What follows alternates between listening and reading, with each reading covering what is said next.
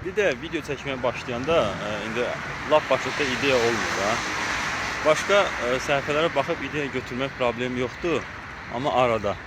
Məsələn, hər dəfə ideya yoxdur, başqalarının səhifəsindən ideya oğrayıb özün video çəkirsənsə, bu gələcəkdə sıxıntılı olacaq. Çünki sən gündə 5 dənə 10 dənə video çəkməlisən və düşün ki, hər dəfə bu ideya ondan bundan oğra və birincisi o suyunu çıxır, yəni ilk öncə.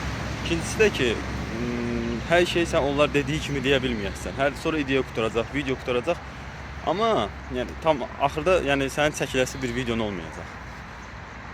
Amma öz biliklərini, öz düşüncələrini çəkəndə onun nətər demək, yəni axarı ilə gələcək, sənə fikirlər gələcək, sən daimi öz düşüncələrin olacaq və onu paylaşanda insan onu hiss edir ki, bu sənin fikrindir, yoxsa bu kimsə sözlərini deyilsən.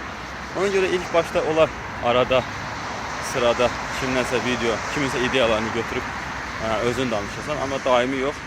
Çalışın kontentdə öz yolunuzu tapın.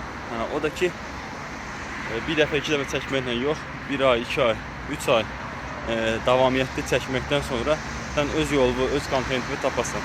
Yoxsa mümkün deyil. Həm də o 1 ay, 2 ay ərzində deyəndə gündə bir dənə video yox. 10 dənə, 15 dənə video çəkəsən ki, həm kameraya öyrəşəsən, həm də öz ideyaların olsun. Belə.